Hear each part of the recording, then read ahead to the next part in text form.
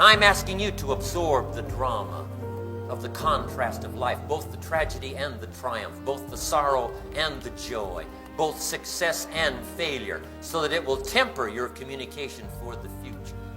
If you want something to deliver, you've got to absorb it. You've got to learn it. You've got to absorb it. You've got to take it in. So that's my first skill.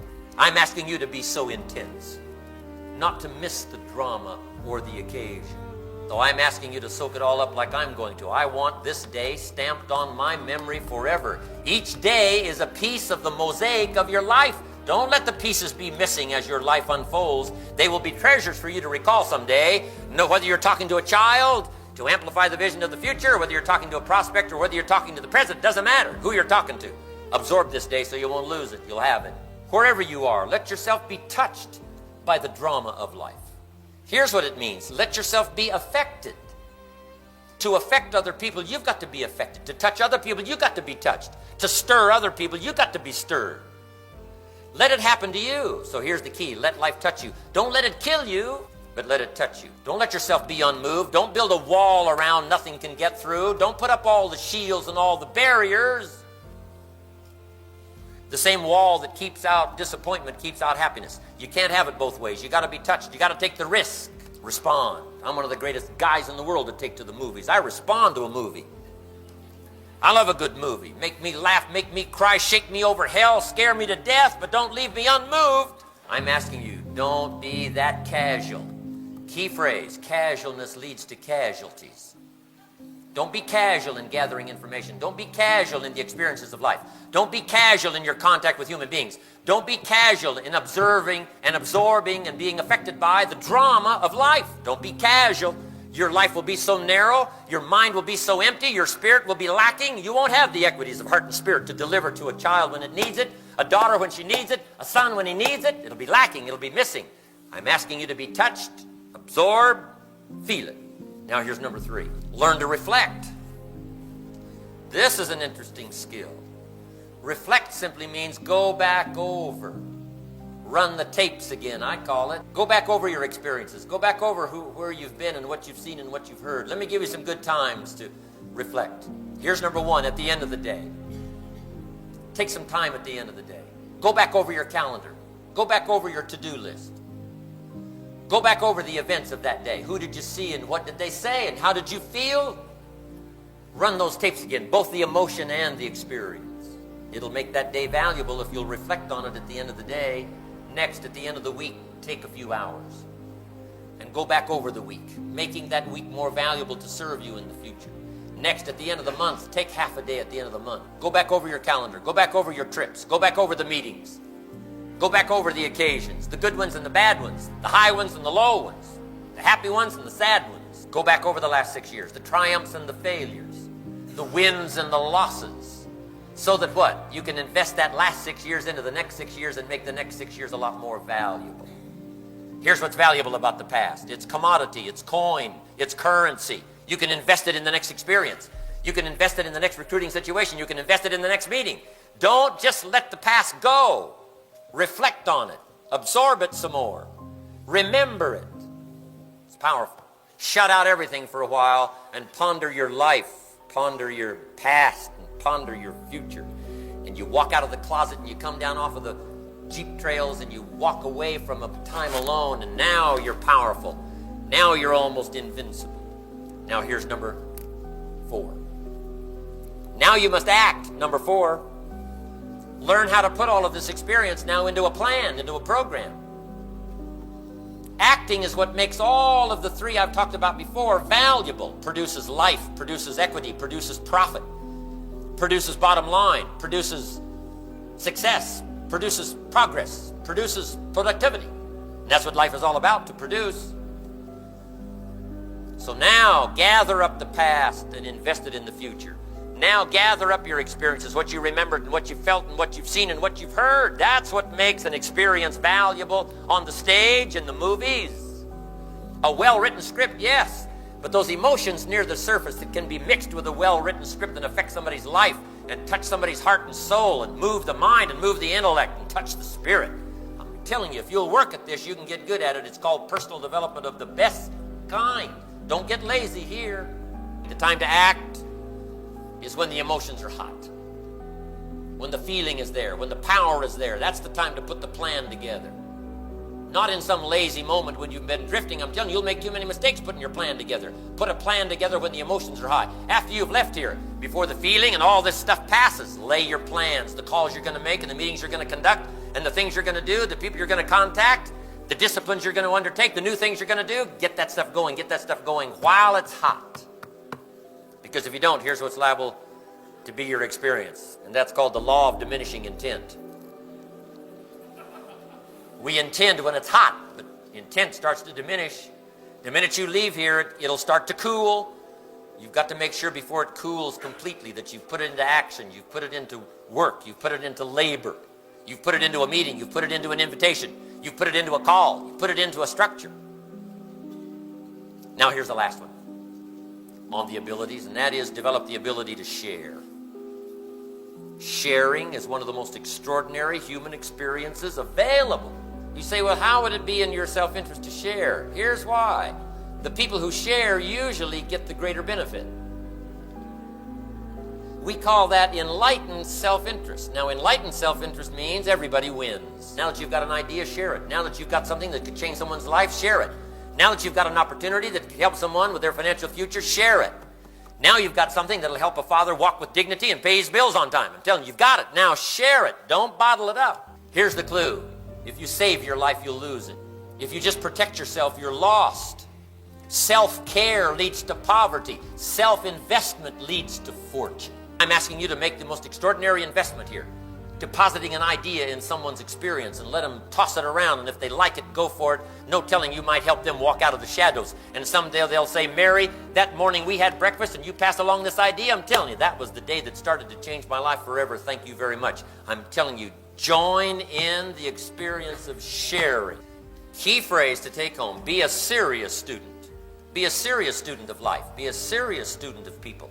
Be a serious student of enterprise. Be a serious student of financial independence. Be a serious student of how to build a financial wall around your family nothing can get through.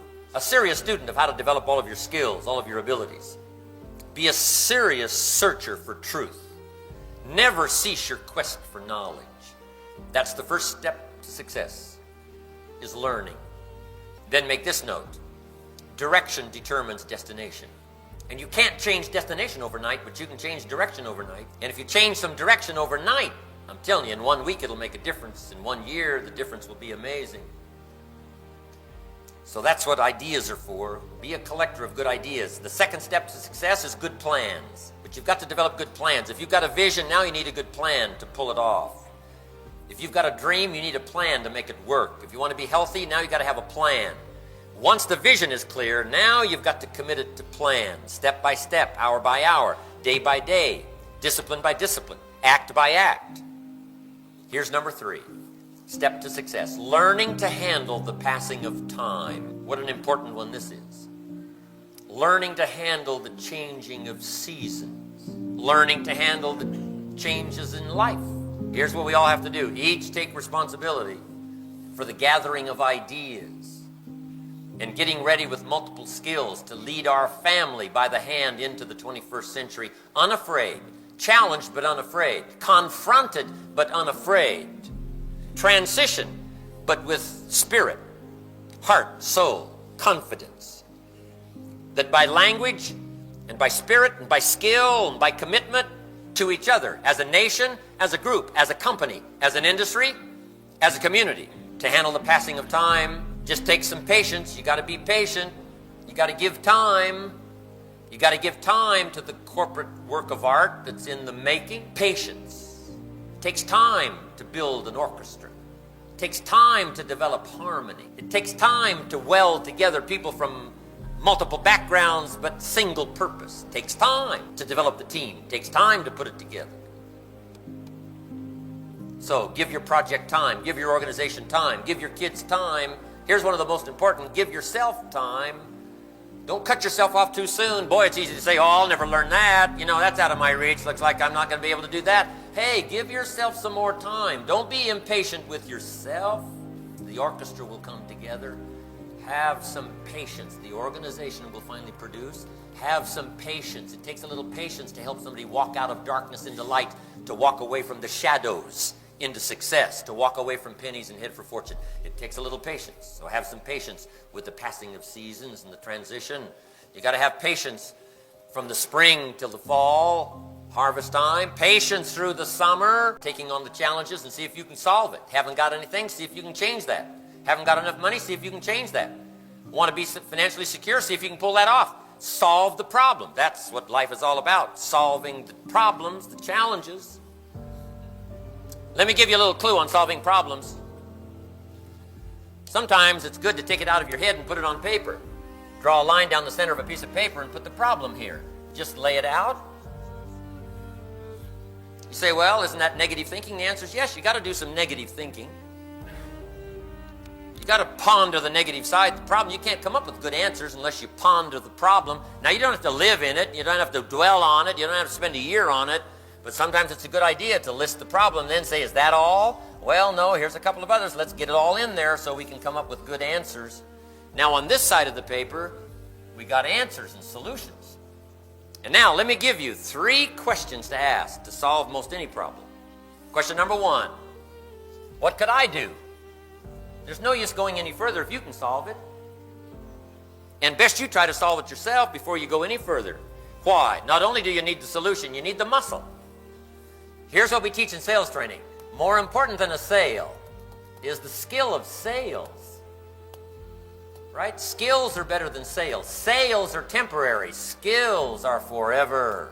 Don't just say, I need the next sale, I need the next sale. Hey, you need the next skill. Skill will give you plenty of sales. So make sure your sales are leading to skills. Then skills lead to plenty of sales. Now, if that doesn't do it, here's number 2. What could I read? There might be a book on your problem. There might be a book on your challenge for the moment. Somebody might have spent a lifetime, put in capsule form, a book that could have some answers. I'm asking you, be diligent. If you've got a problem, be diligent. If you've got a challenge, be diligent. Don't cross your fingers and say, oh, well, hope maybe. Number 1, search your own head. Search your own experience. Search your own heart and soul. See if you can't come up with the answers. But if that won't do it, I'm telling you, go on a search. Futures are too valuable. The quest is too important not to take the time to make the search for ideas. Now, if that still doesn't do it, here's number 3. Who could I ask? Don't hesitate to ask, but now make this additional note. Don't ask first. Go through these steps first. Don't go here first. Why? You need the muscle. You need the exercise. You need the skill. You need the process developed, the strength of the process as well as the answer. You can't believe how much help you can get from people who first of all want to know, were you willing to help yourself? That's the clue. And the reason is because we need the muscle. Haven't we heard the expression, better to be taught how to fish than to be given a fish? Why? Given a fish is temporary. Learning to fish is permanent.